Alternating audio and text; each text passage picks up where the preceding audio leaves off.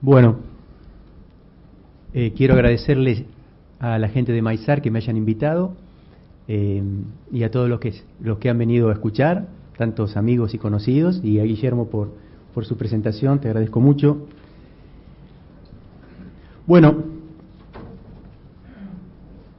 les voy a contar algunas ideas o pensamientos que últimamente hemos estado elaborando.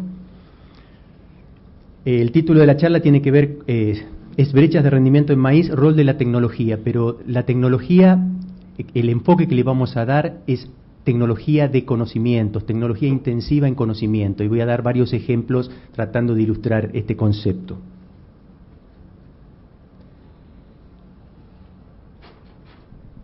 Luego de la introducción, vamos a ver los desafíos que estamos enfrentando a nivel global. La charla va a ser más que nada a nivel global, en cuanto a la población, la dieta, la necesidad de producir cuidando además el ambiente, la oferta tiene que pasar más que nada por cerrar brechas, y dentro de ese cierre de brechas vamos a analizar tecnología de insumos, poniendo énfasis, como les dije, también en lo que es tecnología de conocimiento, tecnología de procesos y conocimiento. Luego vamos a analizar brevemente el tema de la eficiencia de usos insumos y recursos, respondiendo a algunas preguntas, y luego las conclusiones. El primer punto es, en cuanto a desafíos que estamos enfrentando, ¿qué está ocurriendo con la población? El informe anterior de las Naciones Unidas decía que la población se iba a estabilizar en el 2050. Bueno, tenemos que esperar un poco más para que eso ocurra. Eso va a ocurrir en el 2100. Y básicamente, acá tenemos la población en función de los años, acá tenemos la población total. Vemos que en el 2050, si bien se desaceleró bastante, todavía está creciendo. Y el responsable de ese crecimiento básicamente es África, y África subsahara. África subsahara continúa creciendo, se está desacelerando más lento de lo que se pensaba. Entonces las Naciones Unidas, en la última estimación del 2012, dice que vamos a ser 9.600 millones de habitantes en el año 2050 y vamos a seguir creciendo hasta el 2100. De todas maneras, acá tenemos una escala de tiempo un poco mayor hasta el año 2100, vemos que la tendencia media de Naciones Unidas indica que nos vamos a estabilizar en ese momento, pero un llamado de atención: medio punto para arriba o para abajo en la tasa de fecundidad significa esta proyección o esta en vez de la variante media de las Naciones Unidas. O sea que hay bastante incertidumbre, así como la predicción anterior falló en cuanto a cómo estaba creciendo África, también tenemos esta incertidumbre de que medio punto por encima o por debajo de la tasa de fecundidad proyectada nos produce grandes variaciones en la población en el año 2100. De todas maneras, y para alguna tranquilidad, acá en azul tenemos la tasa de crecimiento poblacional como porcentaje de una ecuación exponencial en función del tiempo de los años hasta el año 2100. Fíjense que en la década del 60, cuando nos preocupamos mucho por el crecimiento tan elevado de la población, llegaba a un 2% anual, actualmente estamos algo por encima del 1% anual, y si esta proyección continúa, vamos a estar muy cerca del valor de estabilización hacia el año 2100. De todas maneras, fíjense, los países más pobres, dentro de los cuales se incluye África subsahara, aún están creciendo a muy alta tasa. Fíjense lo que ocurrió entre 1950 y en el año 2011 en la tasa de fecundidad, hijos por mujer. Cada punto representa un país y el diámetro de ese punto es el tamaño de ese país en cuanto a su población. Y aquí está la referencia en función del color. Fíjense que en el año 1950 la tasa de fecundidad global era de 5,5 hijos por mujer. Hoy a nivel global la tasa de fecundidad es de 2,5 hijos por mujer. Fíjense cómo todos los puntos se corrieron para la izquierda y sobre todo a Asia. Pero fíjense que África y África subsahara todavía mantiene altas tasas de fecundidad. El otro concepto es la dieta.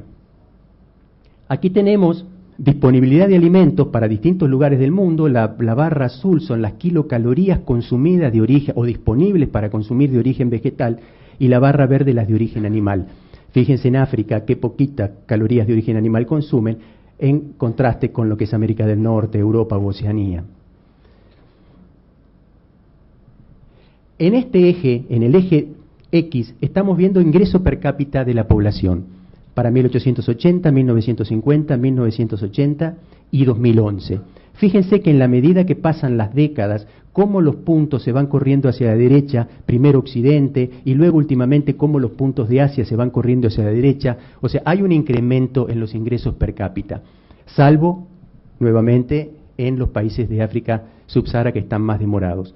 Pero este incremento en los ingresos per cápita redunda en una ecuación sencilla, en donde en la medida que los ingresos aumentan, el consumo de carne per cápita aumenta.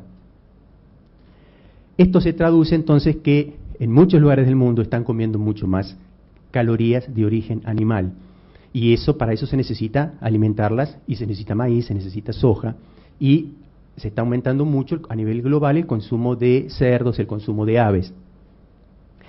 En base a los datos de la FAO, acá estimé los incrementos en equivalente grano, es una idea que nos da de cuánto hay que incrementar la producción de alimentos, para satisfacer el crecimiento poblacional y para llevar todo el mundo a una dieta moderadamente rica con una relación caloría animal, caloría vegetal de 0,3.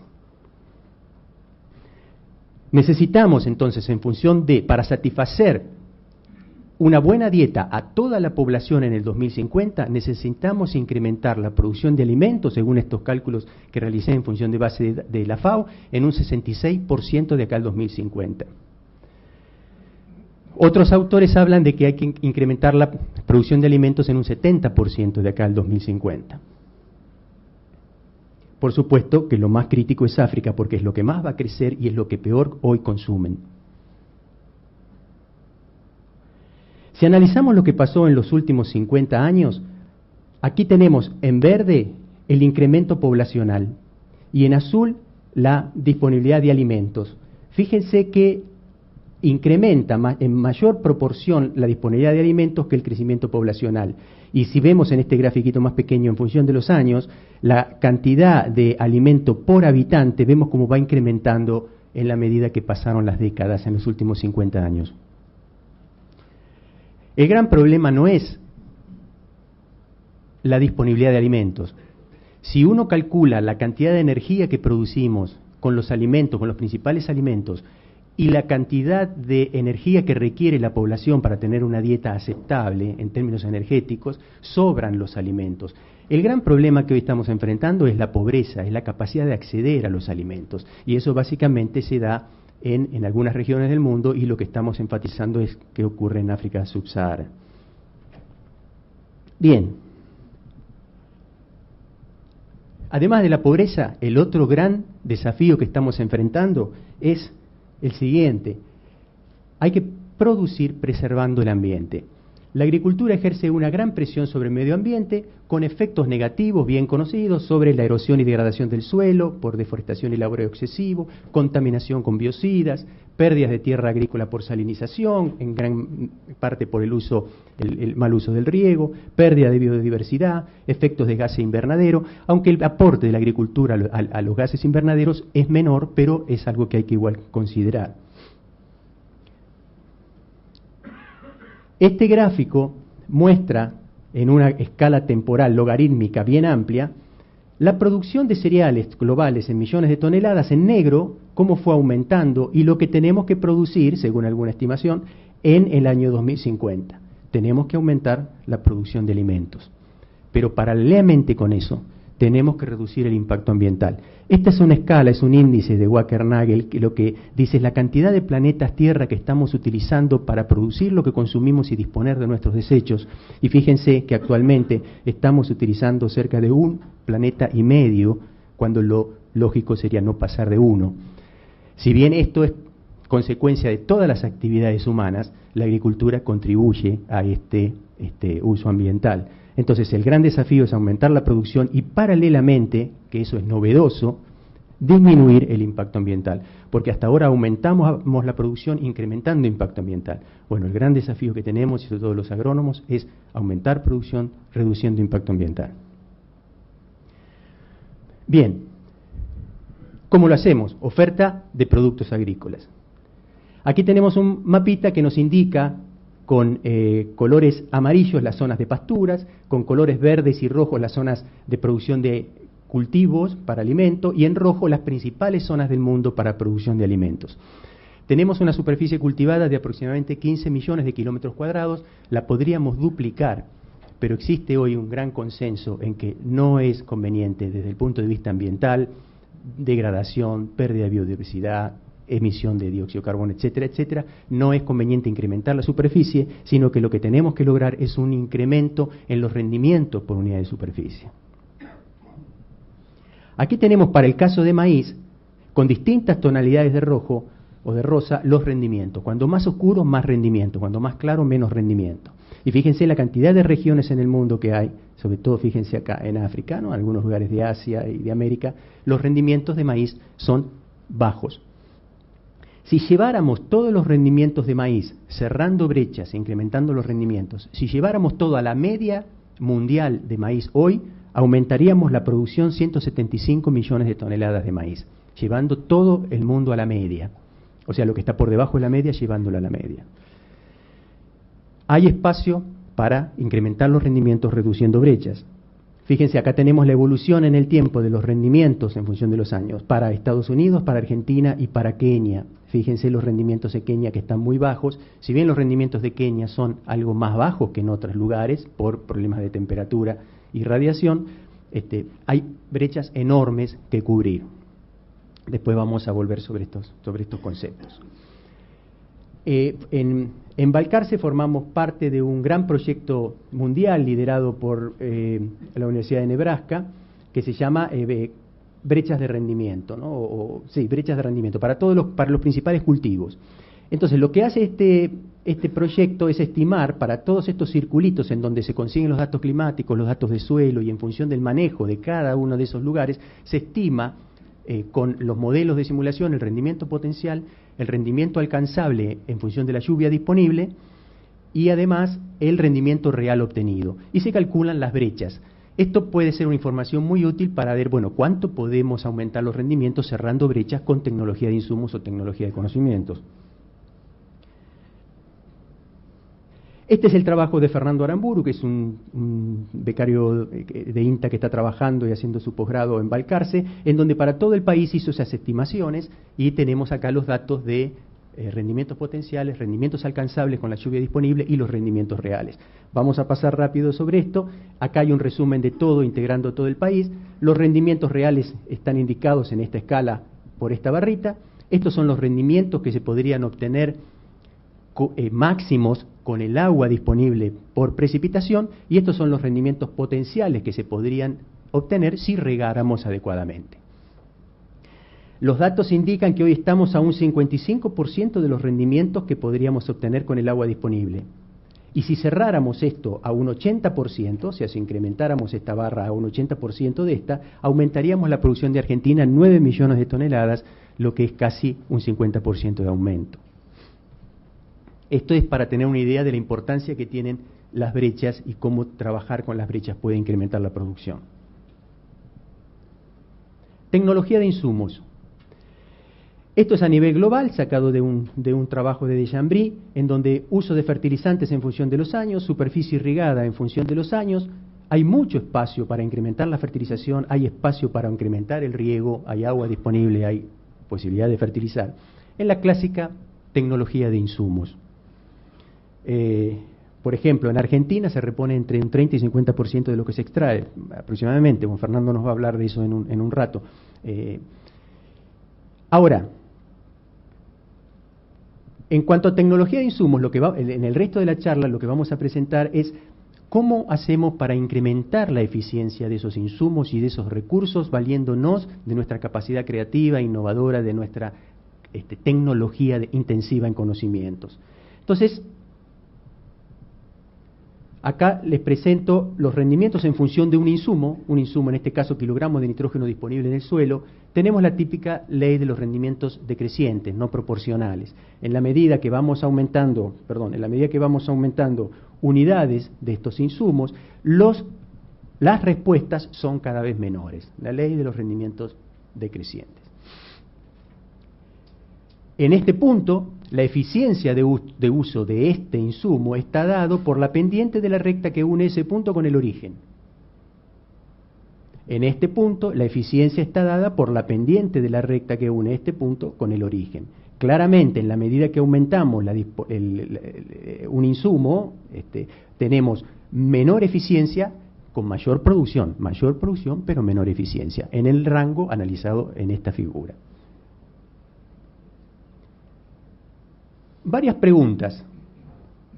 Hay sistemas de producción que están ubicados con exceso de insumos, por X motivo, porque los insumos son baratos, porque están subsidiados, los precios al productor son altos, porque los rendimientos son estables y no hay variación. Entonces hay alto uso de insumos, quizá exagerado. Hay otros ambientes de producción, como los nuestros, con niveles de insumos moderados.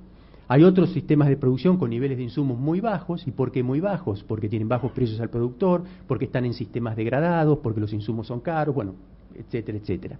Vamos a contestar ahora algunas preguntas. En los sistemas de producción donde se utilizan exceso de insumos, si reducimos insumos, ¿merma siempre la producción, como nos indica esta figura? Bueno, la respuesta es no. ¿Por qué?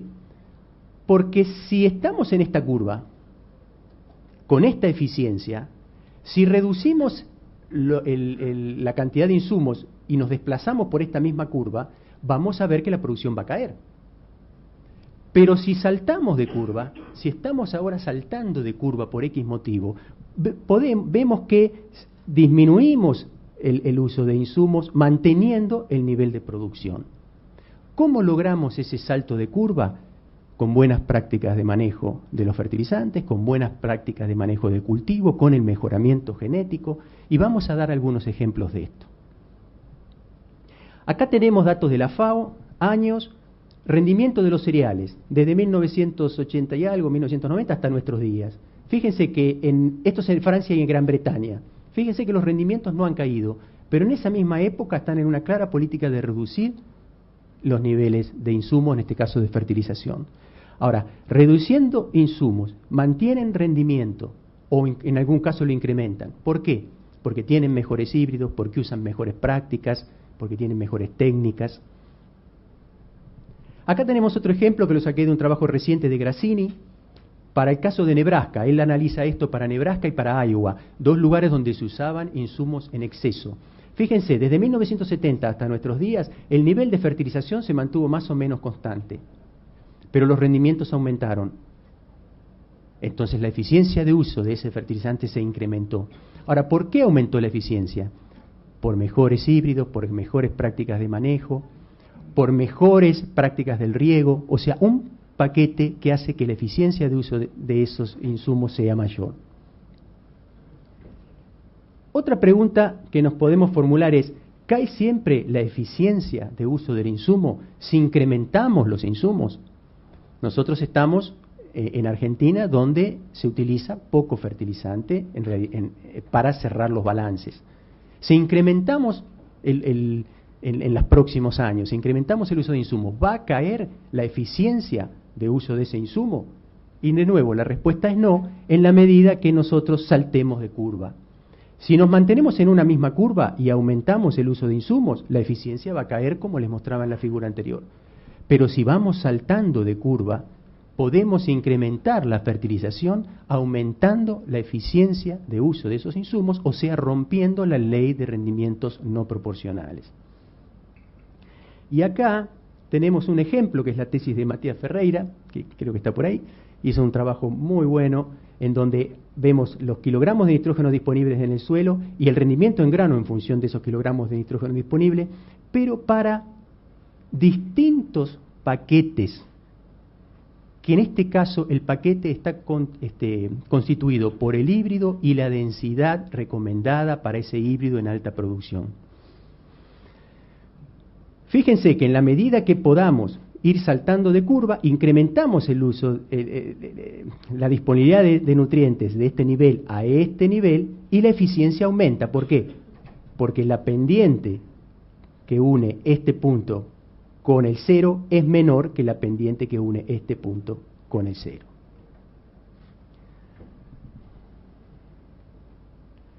Este es un proyecto que desarrollamos junto con Fernando García. Fernando García trajo esta idea hace ya varios años a Balcarce y la abrazamos, y junto con INTA Paraná estamos trabajando en este proyecto interdisciplinario, junto con el IBNI,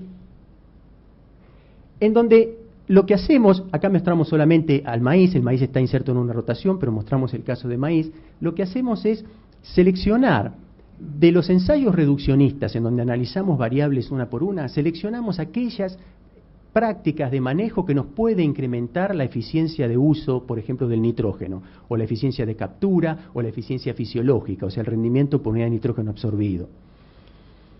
Y además seleccionamos cultivares estables y de buen potencial. Tenemos la información a través de 2 tesis de posgrado que se realizaron en Balcarce, que hay híbridos, acá tenemos rendimiento en función del ambiente, hay híbridos que rinden muy bien en buenos ambientes y que rinden mejor que otros en ambientes pobres. Entonces, seleccionando híbridos de alto potencial y estabilidad y utilizando una serie de prácticas de manejo que nos aseguran alta eficiencia de captura y alta eficiencia fisiológica, tenemos mayores rendimientos. La barra verde es el paquete mejorado y la barra roja el paquete testigo, que no incluye estas variables que les dije. Mayores rendimientos, acá falta poner los 2 últimos años, pero además mayor eficiencia de uso de agua. Acá tenemos eficiencia de uso de agua en función del tiempo, y acá tenemos eficiencia de uso de nitrógeno para los distintos años. Fíjense, las barras verdes siempre están por encima de las rojas. O sea, hemos logrado armar un paquete de manejo junto con un híbrido determinado que nos permite incrementar la eficiencia de uso de nitrógeno a pesar que estamos incrementando las dosis. Y ese me parece que es un concepto de mucha fuerza. Vamos bien con el tiempo. Entonces, ¿a dónde estamos llegando? La tecnología de conocimientos puede incrementar la producción y además la eficiencia de uso de recursos e insumos, de alguna manera rompiendo con la ley de rendimientos no proporcionales. Pero recuerden, lo que tenemos que hacer es saltar de curva. Ven, lo que tenemos que lograr entonces es esto, rendimiento en función de un determinado insumo o recurso. Fíjense que en la medida que vamos saltando de curva, manteniendo constante en este ejemplo el nivel de insumos, vemos cómo los rendimientos van aumentando y por supuesto las eficiencias aumentan porque esta pendiente es menor que esta. Un minuto para comentarles lo que está pasando con los híbridos, resultado del mejoramiento de maíz en Argentina. Acá tenemos híbridos de la década del 60, del 90, del 10 y los híbridos más recientes, en función de un índice ambiental. Esta es la tesis de doctoral de Javier Di Matteo. Fíjense, los nuevos híbridos, con respecto a los viejos híbridos, tienen mayor potencial de rendimiento. O sea, en ambientes de 15.000 kilos rinden mucho más que los viejos. Pero mantienen la diferencia en ambientes de, en este caso, 7.000 kilos. Los híbridos nuevos tienen mayor potencial de rendimiento, pero también son más estables, tienen mayor eficiencia de uso de nitrógeno. Esa es la tesis de Nagore, de Luján Nagore, también en Balcarce, de Robles, y mayor eficiencia de uso de agua también, que es la tesis detallada de consumo de agua que hizo Luján Nagore. ¿Por qué creemos que estos materiales que fueron seleccionados tienen también tanta estabilidad y tolerancia a estrés? Creemos que las empresas,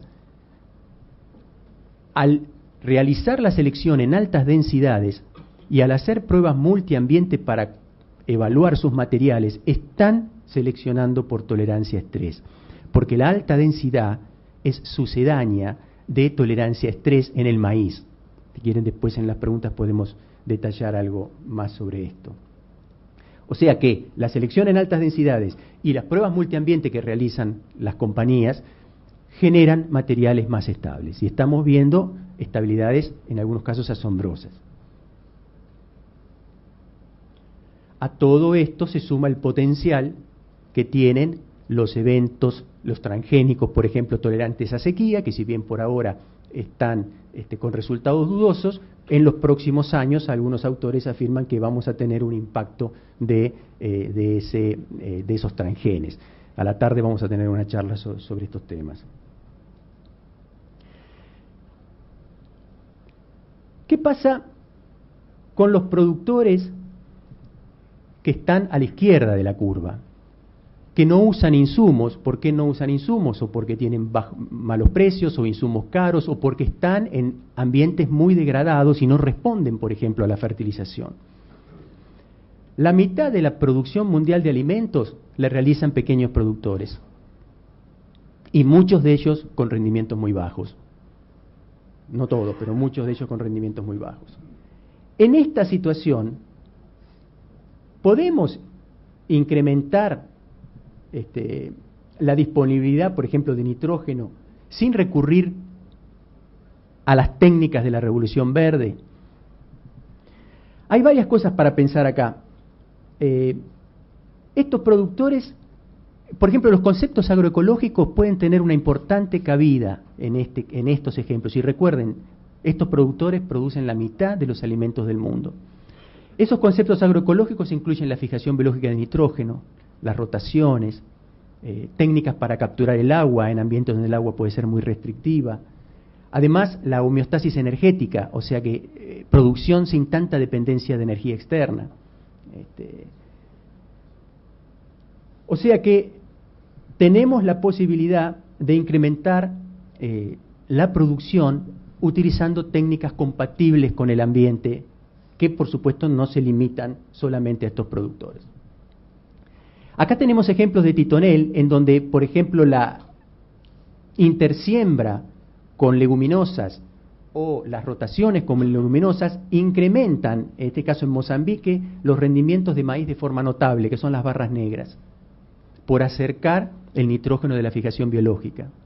Acá tenemos otro ejemplo en Kenia, donde buenas prácticas de manejo del cultivo y del fertilizante incrementan notablemente los rendimientos.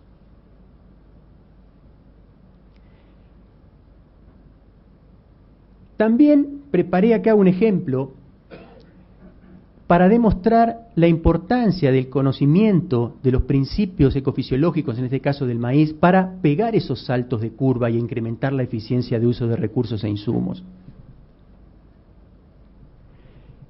Para ambientes en donde los rendimientos son medios a bajos, y en base al conocimiento de la fisiología del cultivo de maíz, podemos recomendar que en estos casos se utilicen bajas densidades para evitar que las tasas de crecimiento de la planta individual sean bajas, y eso es drástico para el cultivo de maíz porque produce enormes pérdidas. Podemos pensar en una siembra tardía para evitar los momentos de máxima demanda atmosférica con los periodos que coincida con los periodos críticos de cultivo. Podemos en algunos casos hasta pensar en separar las hileras, en algunos casos puede dar ventaja, y tenemos que buscar aquellos híbridos que le comentaba, que son sumamente estables, y si el año es mejor de lo que esperábamos, que tengan plasticidad para responder a esa condición. Podemos, en base al conocimiento de cultivo, idear un manejo que, fíjense, es exactamente opuesto a lo que ocurre en la otra situación, en donde tenemos un ambiente de alta producción, o porque estamos en un ambiente en donde llueve, tenemos la napa, o estamos pensando en riego, o tenemos un suelo profundo y bien cargado cuando comenzamos, etcétera, etcétera. En estos casos, las recomendaciones son incrementar densidad para evitar limitaciones en tamaño de espiga al rendimiento, sembrar temprano para aprovechar el potencial de la radiación para altos rendimientos. En hileras angostas en algunos casos puede ser, en algunos casos específicos puede ser ventajoso, y por supuesto usar híbridos de alto potencial. Pero fíjense cómo el paquete es completamente opuesto y lo podemos determinar en función del conocimiento de los principios ecofisiológicos que en este caso gobiernan al cultivo de maíz. Bien, lo mismo se da, en este caso es en San Lorenzo, un caso en donde Pablo Calviño, asesorando y de alguna manera utilizando estos principios, llegó a conclusiones similares, en donde si se hace maíz en la loma, se hace con este paquete que les comentaba, para rendimientos, para subir pisos, mientras que se hace maíz en el bajo, donde la napa, en muchos hay suelos profundos con más disponibilidad de agua y la napa puede en algunos casos estar, tenemos que hacer un paquete opuesto, buscando altos rendimientos. Y esto fue tan importante, este conocimiento de los principios ecofisiológicos, no solo en el maíz, sino en soja, en trigo, etcétera, que llevó a reapotrerar, o sea, a fijar límites distintos a los potreros en función del concepto de agricultura por ambiente. Esto, si quieren, después podemos profundizarlo. Bueno, terminando, conclusiones. Tecnología de conocimientos y producción sustentable. Habíamos visto este gráfico, acá tenemos la producción de cereales o el impacto ambiental en función de los años en una escala logarítmica, salvo este último punto que no está en escala logarítmica, desde 10.000 años atrás hasta el presente y una proyección hacia el futuro. Tenemos que incrementar la producción de cereales, la producción de alimentos. Eso en sí no es el gran desafío. El gran desafío es hacerlo y paralelamente reducir el impacto ambiental, porque tenemos que bajar el impacto de toda actividad humana sobre el ambiente. Y hay pruebas contundentes ya de que esto se tiene que revertir. Entonces ahí radica el gran desafío y lo que les he presentado son ejemplos en donde tecnologías intensivas en conocimiento, ya sea a través del mejoramiento genético, a través de incluso la biotecnología, el manejo con principios ecofisiológicos, etcétera, etcétera, cómo pueden aumentarnos la producción, aumentando la eficiencia de uso de recursos e insumos, evitando aumentar la superficie agrícola, avanzar sobre terrenos frágiles, etcétera, etcétera. Entonces tenemos un gran desafío, pero paralelamente tenemos una enorme capacidad creativa e innovadora, tenemos pruebas a lo largo de la historia y antes de la historia en donde hemos puesto en acción esa capacidad creativa e innovadora. Lo podemos hacer, podemos hacerlo. El tema es muy complejo, no solamente se necesita conocimiento, se necesitan también regulaciones, incentivos, inversiones en infraestructura, capacitación de la población, etcétera, etcétera. Pero es fundamental la tecnología intensiva en conocimientos. Muchas gracias.